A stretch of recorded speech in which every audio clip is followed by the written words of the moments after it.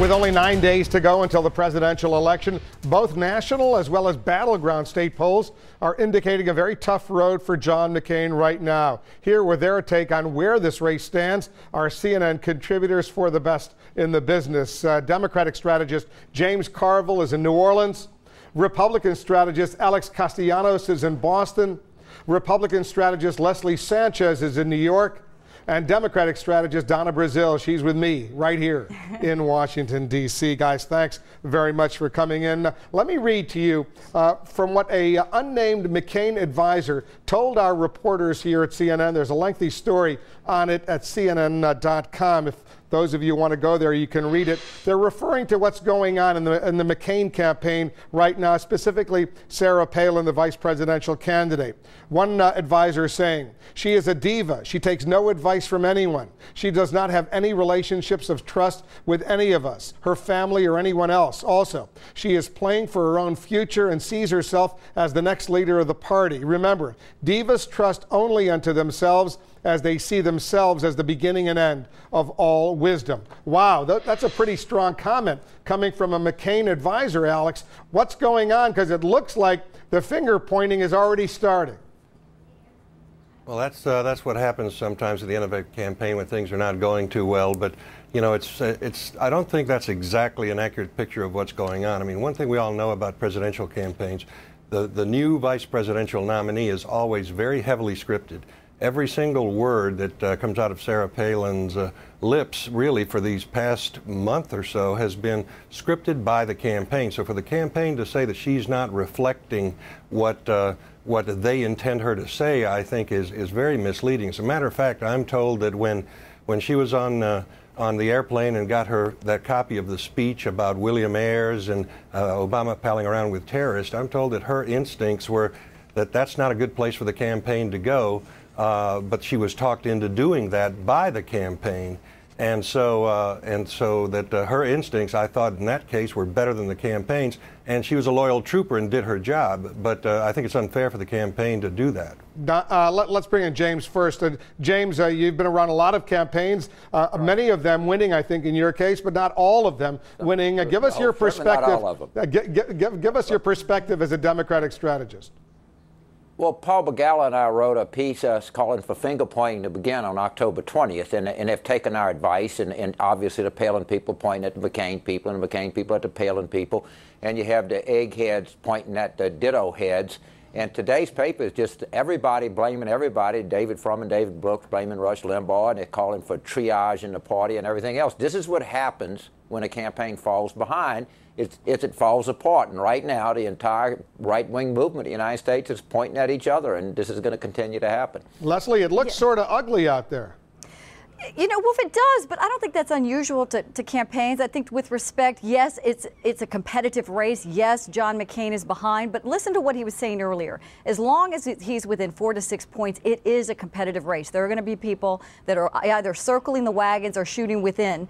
But bottom line, I think with Governor Palin, she's been a strong candidate, and she can't win either way. In one sense, she's too scripted, too controlled by the campaign. On another, she's exerting her authority and reflecting her own views. I mean, I think the bottom line, the answer is probably right down the middle, and it's going to continue to tighten up in this race. You know, Donna, one of the intriguing things from this anonymous quote from this McCain advisor saying that she sees herself, we're talking about Sarah Palin, potentially as the next leader of the Republican Party if, in fact, McCain loses. And that's still a big if, because there's 9 days to go. But do you see her potentially as the leader of the Republican Party if McCain loses? Well, she'll be in a cast of thousands. I'm sure Mike Huckabee and my home state governor, James home state governor, Bobby Jindal, and many others will see themselves as leaders of the Republican Party. But you know, Wolf, this is a symptom of a campaign that's fallen behind. When you see staff people attacking the candidate, saying sloppy, unready, that's a sign that the campaign has turned internal at a time they should be putting on what I believe the last-minute attempt to convince undecided voters.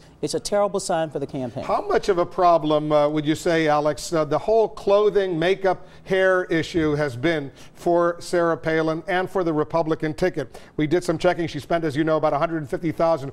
Not she, but the Republican National Committee put up the money at Saks and at Neiman Marcus for clothes. But look at this. makeup artist for the first half of October. The RNC spent $22,800 for her makeup. That compares to her the McCain's chief foreign policy advisor, who got $12,500. The hairstylist got about $10,000 for the first half of October, compared to the senior communications staff, who got $12,000. How much of a problem is this for the woman who says she's a hockey mom?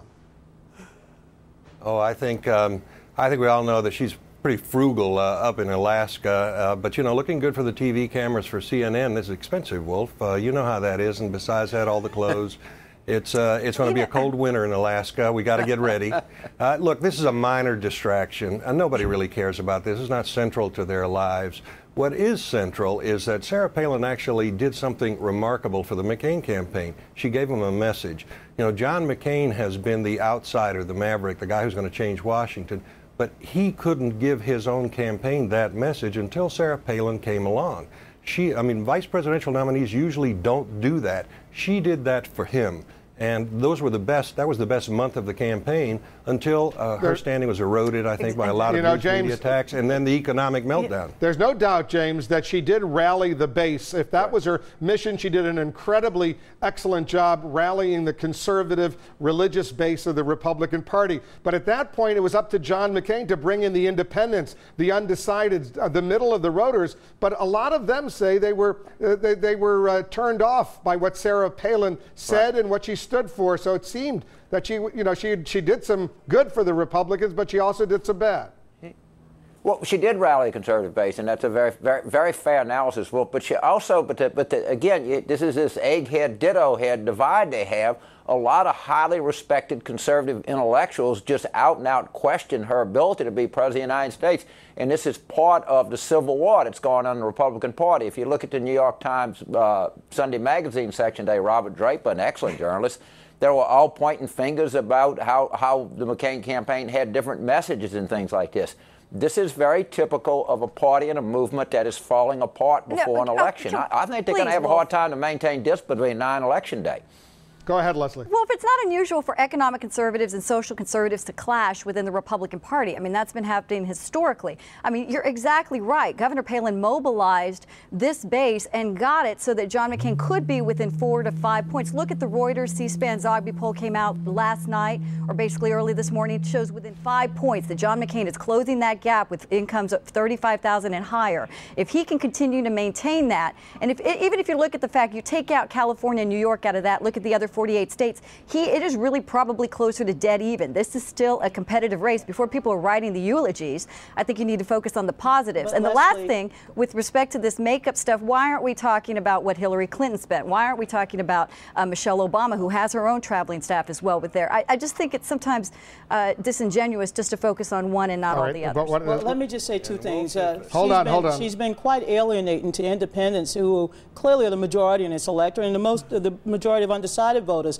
Secondly, on the makeup clothing scandal, so to speak, historically women candidates have faced obstacles in discussing policy issues when many journalists want to talk about their hair, their hemline, and their clothes. So I understand why they had to dress up, but I think this is a case of being all dressed up with no place to go. If she cannot go into blue states and rally independents, then clearly Sarah Palin has not been a net plus to the ticket.